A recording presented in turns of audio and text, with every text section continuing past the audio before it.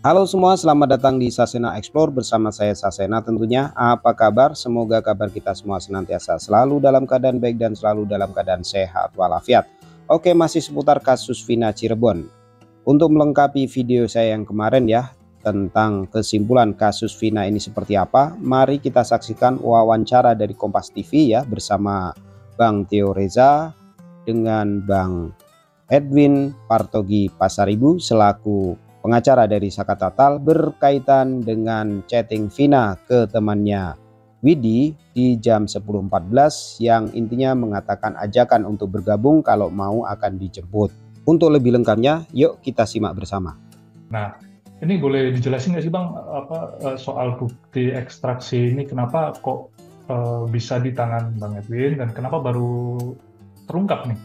Jadi sebenarnya dokumen ekstraksi itu sudah ada di saya, ya. Tetapi luput dari perhatian saya karena saya lebih berfokus kepada putusan, dokumen Oke. putusan. Jadi saya membaca semua putusan perkara ini. Putusan 16 untuk Saka Tatal, putusan 3 untuk Rivaldi dan kawan-kawan, putusan 4 untuk Hadi dan kawan-kawan, gitu loh. Saya baca semua putusan itu, dan di dalam tiga perkara tersebut sama sekali tidak ada bukti, baik keterangan ahli maupun bukti surat terkait dengan percakapan handphone, gitu loh. Jadi karena tidak ada bukti terkait itu, saya jadi mengabaikan saja keterangan data yang ada itu ya, data tentang ekstraksi itu. Ya misalnya yang menjadi hal yang seragam dari tiga putusan itu, Bang Theo, adalah bahwa perencanaan itu ada pada Dani. Dani mengirim SMS kepada Sudirman, terus diteruskan kepada Saka Tatal. Isi SMS itu adalah untuk menyerang Eki, ya. SMS itu tanggal 17 Agustus 2016, 10 hari sebelum peristiwa, gitu. Tetapi tidak ada itunya, Bang Theo, nggak ada bukti dilampirkan. Jadi bukti dilampirkan untuk memperkuat perencanaan itu oleh Dani, ya, itu nggak pernah ada dalam tiga berkas perkara tersebut, gitu. Sehingga itulah kenapa saya sebelumnya tidak tertarik dengan bukti ekstraksi itu, gitu. Sampai kemudian ketika Mega dan Widi bersaksi sidang PK Saka Tatal menyampaikan bahwa mereka masih sempat berkomunikasi dengan handphone, ya. Pada waktu itu masih BlackBerry, BlackBerry SMS, ya. Itu Widi menjelaskan bahwa pada pukul 22 lewat dia masih berkomunikasi dengan Vina. Bahkan Vina mengajak Widi untuk keluar, kan, itu jalan keluar. Dan Widinya nggak mau karena takut dimarahin pacarnya. Nah, ditambah saya terstimulus oleh pernyataan Raja Indragiri. Raja Indragiri bilang bahwa kunci perkara ini ada pada data handphone dari para korban dan terduga pelaku lah, ya kan. Nah, karena itu kemudian saya teringat bahwa saya punya barang itu. Saya punya barang itu, kemudian mulailah saya buka, saya baca. Hal yang paling buat saya pertama kali adalah ketika nanti kalau Bang Theo tampilkan, ya, itu di nomor 58 dari kolom tersebut. Di nomor 58 dari kolom tersebut ada pesan, ya, pesan teks yang di situ jelas tertulis Widi, pesan teksnya gitu. Isun sudah di rumah Widi. Nah, artinya Widi yang mengaku di persidangan sebagai sahabatnya Vina ternyata benar. Karena di pesan teksnya itu ada nama Widi gitu. Ya, jadi keterangan Widi ini tidak berdiri sendiri ya. Oke. Saya telusuri di bagian atas dari keterangan tersebut di tanggal yang sama, tanggal 27 Agustus 2016. Nanti kalau bisa ditampilkan oleh Mas Theo itu di nomor 55. Ya. Di nomor 55 itu ada kalimat yang sama persis yang disampaikan oleh Widi dan Mega ketika bersaksi di sidang PK Sakatatal. Intinya begini, bahwa di pukul 15 lewat 14 lewat 10 detik waktu UTC ya, itu Vina mengirimkan pesan teks kepada Widi, ngajak Widi keluar. Nah, itu sesuai dengan apa yang disampaikan Mega dan Widi ketika di persidangan. Gitu. Nah, itulah kemudian kata saya ini valid, keterangan Widi dan Mega ini valid, otentik, dan sangat kuat sekali ya, karena bukan hanya keterangan berdasarkan ingatan, tapi didukung oleh bukti saintifik. Gitu. Jadi bukti saintifik ini scientific evidence ini mengalahkan kekuatannya, itu mengalahkan bukti-bukti lainnya. Gitu loh. Ya. Dia kalau sebagai bukti, dia bukti yang seterang matahari. Gitu loh. Ya, bukti seterang matahari. Nah, artinya jadi ini kan berbeda ya dengan kronologi yang BAP. Beda jauh karena gini Bang Theo. Kalau berdasarkan putusan dari 3 perkara tersebut, itu semuanya menjelaskan peristiwa kekerasan itu sudah dimulai sejak pukul 21.15. Nah, jadi kalau kita pakai pendekatan waktu yang tadi saya bilang, ya, saya belum lupa menjelaskan. Waktunya tadi kan UTC-nya jam 15 lewat 14 menit lewat 10 detik. UTC itu adalah waktu global. Waktu global yang kalau dikonversi ke waktu Indonesia bagian barat itu ditambah 7 jam. Jadi kalau 15 ditambah 7 itu temunya adalah 22. Nah, 7 jam ya, tambah 7 jam ya 22. Jadi waktu yang persis dengan waktu di mana Widi menyampaikan kesaksian dia menerima pesan dari Vina gitu.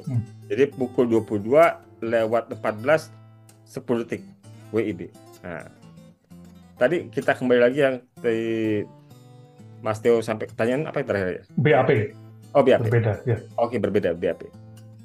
Jadi dalam putusan 3 perkara ini, Mas Theo, itu menyatakan bahwa peristiwa sudah terjadi atau dimulai sejak pukul 21.15.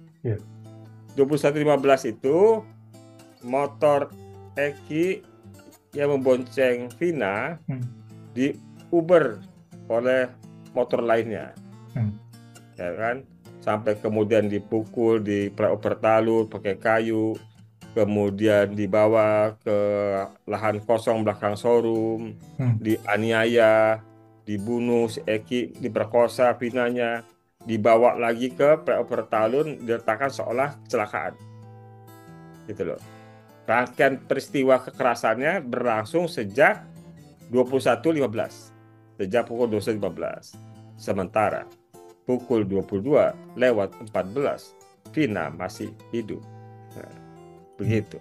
Ya. Berarti apakah bukti ini menunjukkan bahwa kasus ini itu kecelakaan atau gimana, Bang? Oh iya, bukti ini menegaskan bahwa peristiwa yang dituduhkan pembunuhan dan pemerkosaan itu benar tidak ada, sebagaimana sudah sejak awal saya sampaikan, bahwa saya berkeyakinan ini laka lantas, gitu loh. Jadi saya mendapatkan bukti-bukti baru, bukti-bukti baru yang menambah keyakinan saya, ya, bahwa sejak awal saya sudah menyampaikan peristiwa ini laka lantas, tidak ada peristiwa pembunuhan pemerkosaan, ya, dipaksakan memang, gitu loh. Jadi dengan adanya bukti ini, Bang Theo, maka sebenarnya kita sudah game over, kita sudah case close, gitu loh. Jadi kan sebelumnya kan ada saksi Suroto yang menjelaskan waktu kejadian tersebut Vina sudah terkapar, jadi nggak mungkin ya telepon gitu. Iya, udah titik tuh. Jadi aku mau jelasin gini, Bang Theo. Kalau saya bisa jelasin gini, Bang Theo. Jadi Suroto, ya, pertama saya ingin sampaikan, sejak awal juga sudah sampaikan, Suroto bukanlah orang yang pertama kali menemukan korban. Oke. Ya. Ketika Suroto, Muhyiddin, Suja, Taufik, ya, yang lain itu polisi yang saya sebutkan. Suroto yang bukan polisi. Datang ke TKP, keadaan sudah ramai. Jadi Suroto bukan orang pertama yang menemukan korban. Ya. Kedua, keterangan Suroto tentang melihat kemaluan, tentang rok Vina tersikap dan kemaluannya terlihat, ini menurut saya patut diragukan. Kenapa patut diragukan? Karena Vina pada hari naas tersebut menggunakan pakaian, ya, itu semacam rok terusan, ya. Kalau ke bawahnya itu sampai dengan dengkul, ya, itu pakaian baju milik Widi. Oke. Dan bukan hanya itu, Mas Theo, yang milik Widi. Kalau kita lihat fotonya Vina di jalan itu, di flyover itu, dia kan juga pakai slopnya juga milik Widi. Satu lagi, Mas Theo, itu Vina itu pakai short pantnya juga milik Widi. Nah, gitu. Oke.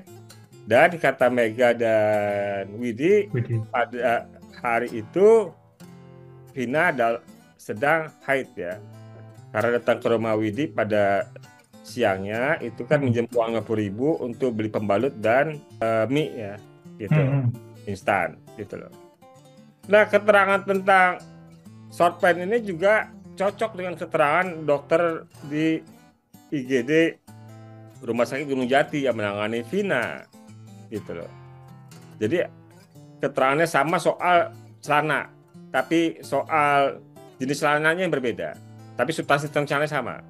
Jadi gini keterangannya dari dokter IGD di Rumah Sakit Gunung Jati, Bang Theo, bahwa dokter itu menggunting celana panjang Vina, jeans warna biru, gitu loh, ya. Jadi tadi saya sampaikan, Widi bilang Vina pakai short pants, dokter terus menggunting celana Vina, ya, yang berwarna biru ketika di IGD. Di keterangan Widi dan dokter di IGD itu ya ada kesesuaian, ya kan, gitu loh. Yang unik keterangan Suroto, bagaimana orang pakai celana dalam, pakai short pants dalam keadaan haid, kemudian dia bisa lihat, ya. Sementara celana dalam Vina itu berwarna krem mendekati putih. Celana dalamnya ada fotonya kita ketika di rumah sakit. Jadi celana dalamnya juga menjadi foto bukan celana dalamnya, tapi foto Vina ketika di rumah sakit itu menunjukkan bahwa di bagian luar, sisi luar yang kita lihat itu tidak ada noda darah, gitu loh. Padahal kata Suroto celana dalamnya turun.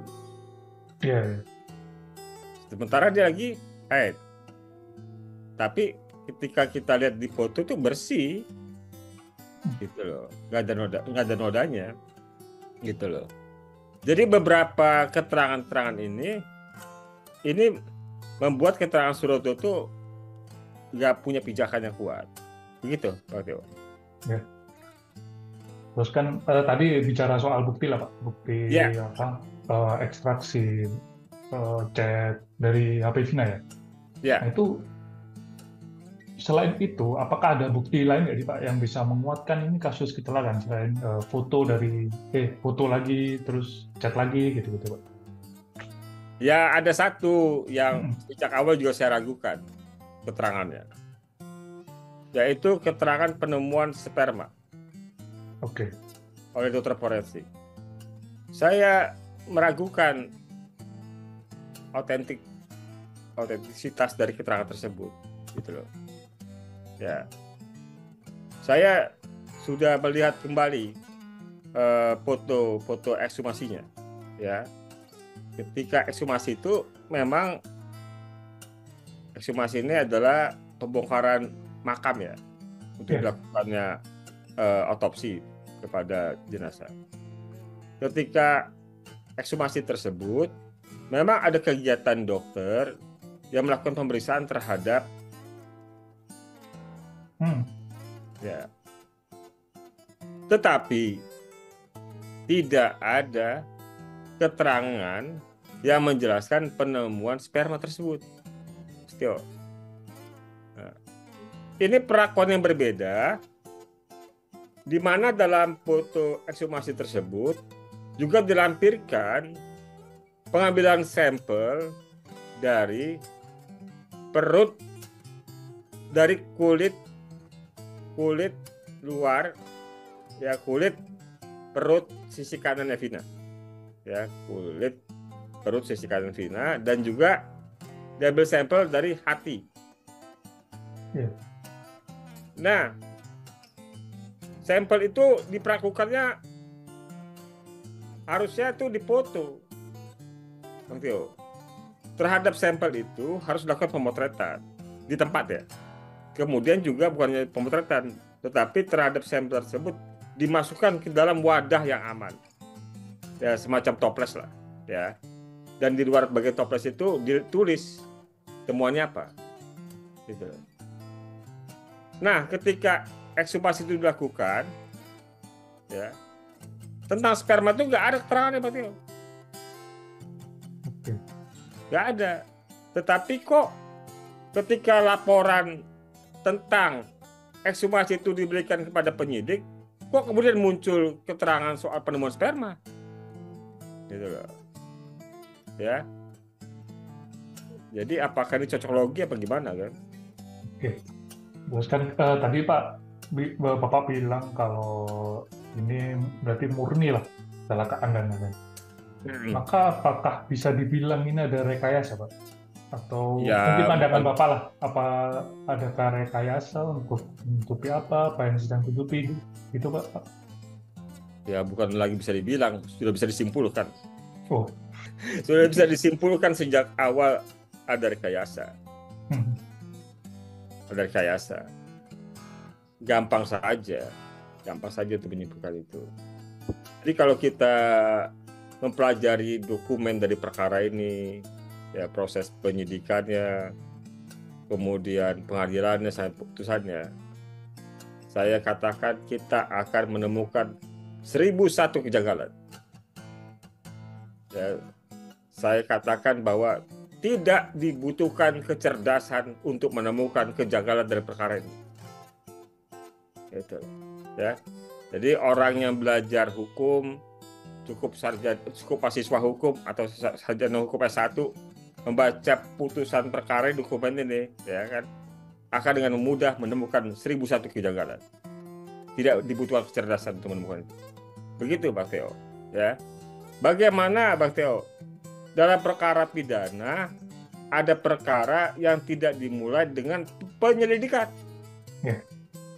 Perkara langsung naik ke penyidikan, padahal bukan tertangkap tangan, gitu loh. Bagaimana ada orang anggota polisi, ya, yang tidak punya surat tugas, surat perintah melakukan penyelidikan, melakukan penangkapan, nggak pakai surat perintah penangkapan juga, gitu loh. Jadi sepertinya melekat kewenangan itu pada dirinya tanpa perlu ada perintah dari atasan, gitu. Ya. Kalau semua polisi bisa begitu, bahaya kita.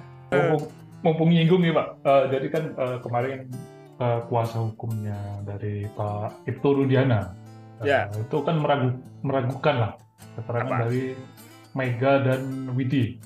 Nah, ada tanggapan dari Bapak Pak? Ya, udah nggak perlu diragukan lagi. Harusnya udah selesai. Ya udahlah. Oke, ketika Mega dan Widi itu ya memberikan keterangan di persidangan tentang hal itu, ya. Kalau ada orang yang meragukan, ya, saya maklum, saya makfum, ya kan? Kenapa? Karena hanya mengandalkan ingatan. Oke. Ya kan? Jadi saya sangat memaklumi kalau ada yang meragukan keterangan Mega dan Widi tersebut bila hanya berdiri sendiri. Tetapi ketika keterangan Mega dan Widi itu berkesesuaian dengan bukti adanya percakapan handphone tadi, maka keterangan itu tidak berdiri sendiri, ya kan? Malah kekuatan pembuktiannya solid, gitu, 100%. Jadi dengan keterangan itu kita sudah menyimpulkan, sudah lagi berhenti kita ngomong soal pembunuhan, soal pemerkosaan, ya kan? Gitu loh. Udah game over, case close, udah selesai, gitu. Ya, demikian tadi ya, sudah kita simak bersama keterangan dari Bang Edwin Partogi Pasaribu selaku pengacara dari Saka Tatal. Berikutnya mari kita simak bersama keterangan Bapak Suroto yang mengaku orang pertama kali yang menolong korban. Nah, menurut kalian, apakah keterangan Pak Suroto ini valid atau tidak? Silahkan pendapat kalian tulis dalam kolom komentar ya. Yuk kita saksikan. Ke pinggir Pak, ke pinggir. Ke sini? Iya, pinggir sini, ke sini. Oh, sebelah sini berarti ya, Pak ya. Bapak dorong motornya? Dorong, masih bagus motor, nggak luka, nggak apa. Oke. Sepeda motor sudah pindah ya Pak ya? Sudah pindah. Artinya kita pindah, kita tandain di sini sepeda motor sekarang.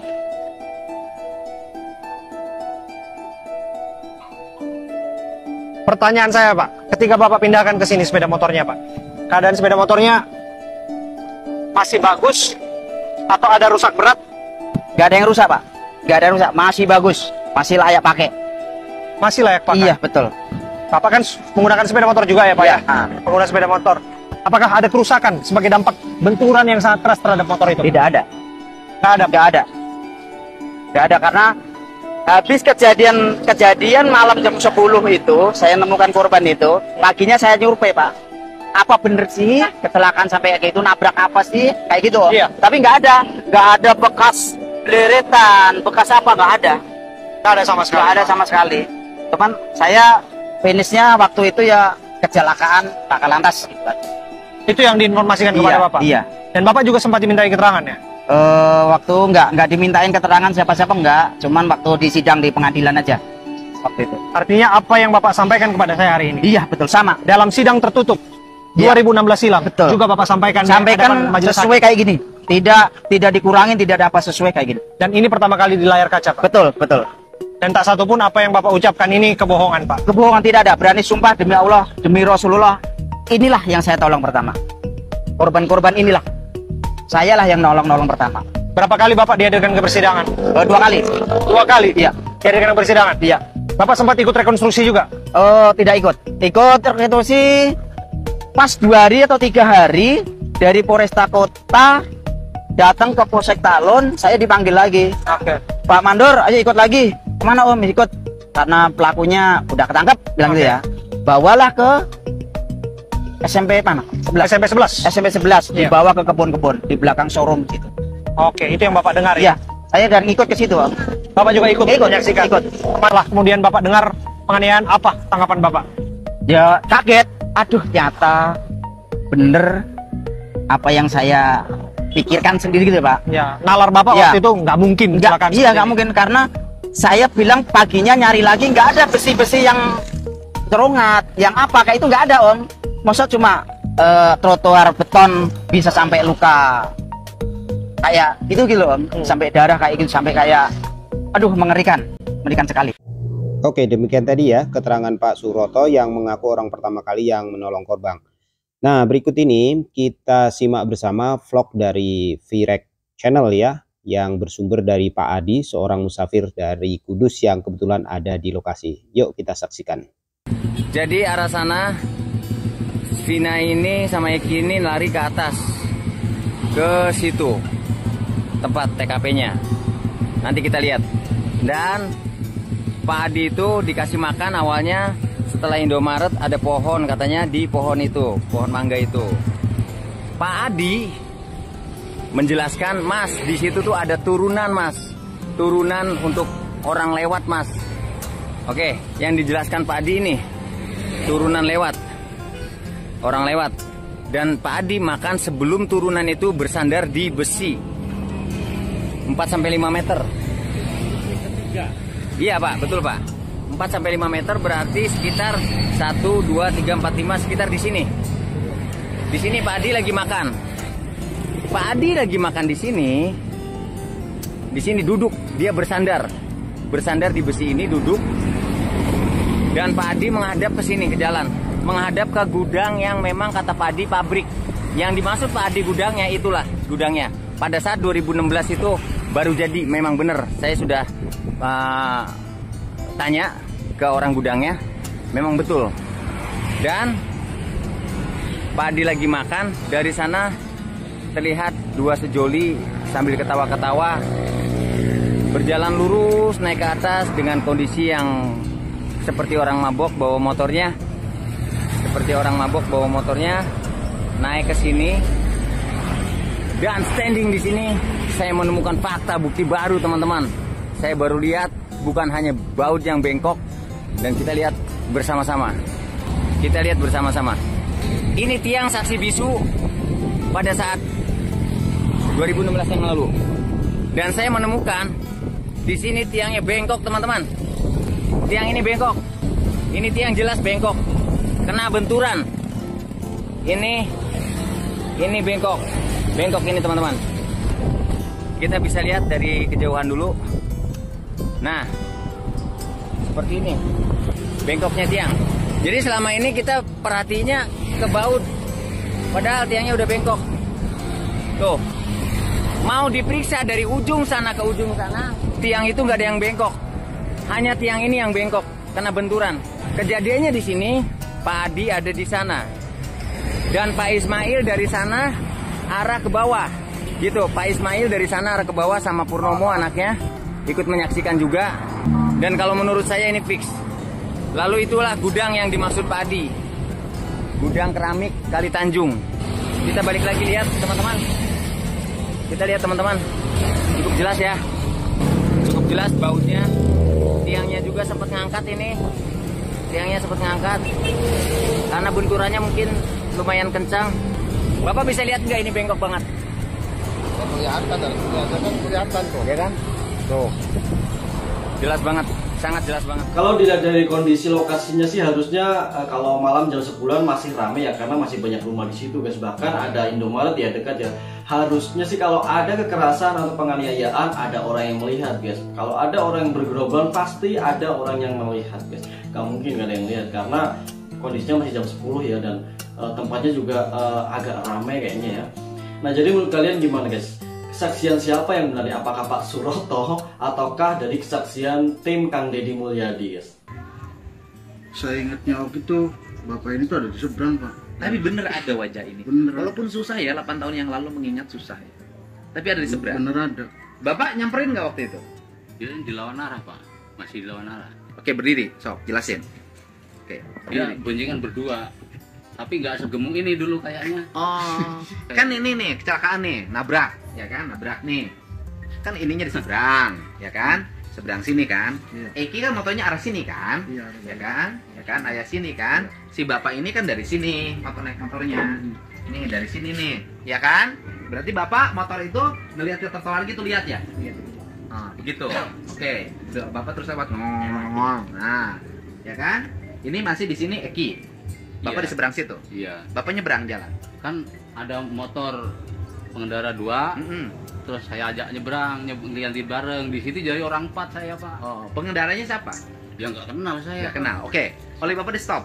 Satu berhenti sendiri. Oh, dia berhenti langsung lihat. Dia nanya ada apa kecelakaan atau dia. Itu Bapak masih pegang nasi atau udah nyebrang? Ya sudah saya taruh nasinya. Udah nyamperin ke mayat. Ya, terus nyebrang, terus baru nyebrang bertiga. Oke. Bapak nyebrang? Nah, saya nyebrang bertiga. Di sini kan udah ada orang satu. Oh, ternyata ada orang satu. Iya. Siapa orang satu itu? Ya nggak kenal. Nggak kenal. Saya bukan. Bawa motor. Bawa motor. Oke, orang satu di situ karena dia lihat kecelakaan berhenti juga. Iya, berhenti juga. Masnya ini dateng. Oh. Boncengan berdua. Dari arah sini apa langsung di arah sini?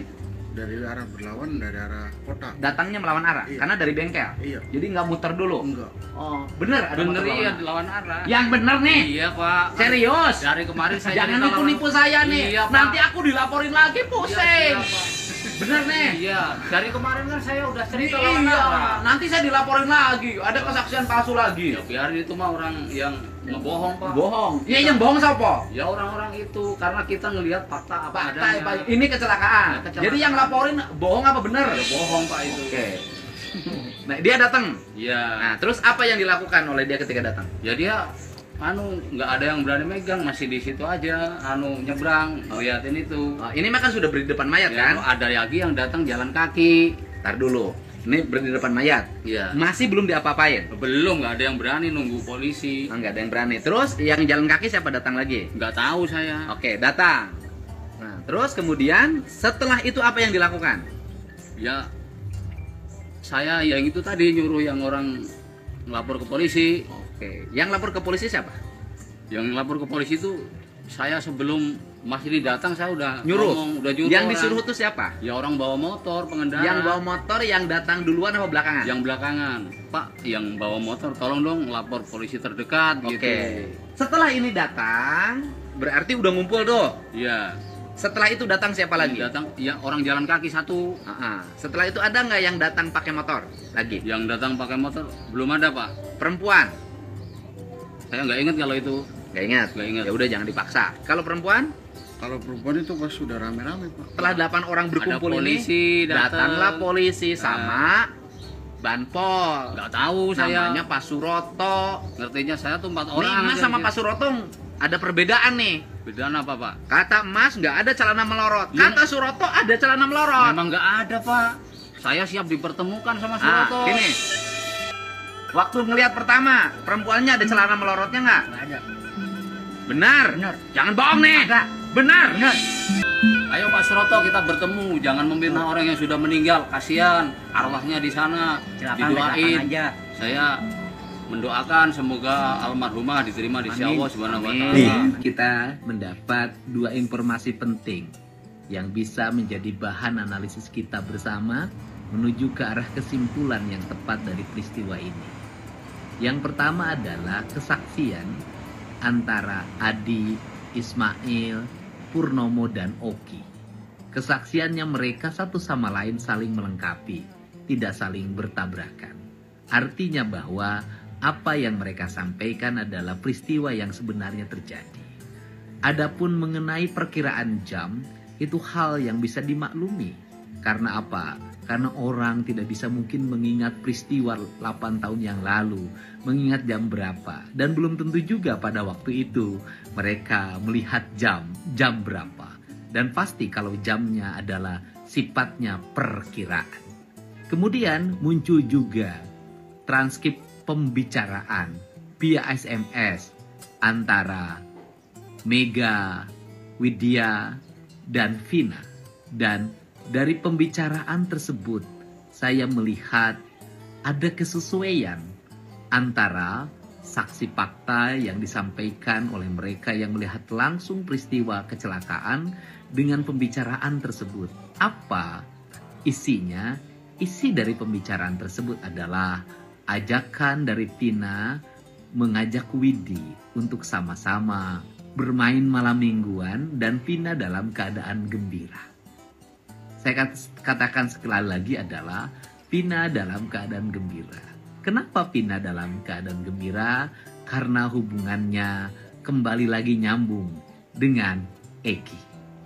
Saksi yang melihat peristiwa di jalan raya juga mereka mengatakan mereka naik motor dalam keadaan gembira. Artinya bahwa secara psikologi baik aspek digital maupun aspek manual, tidak ada yang bertentangan.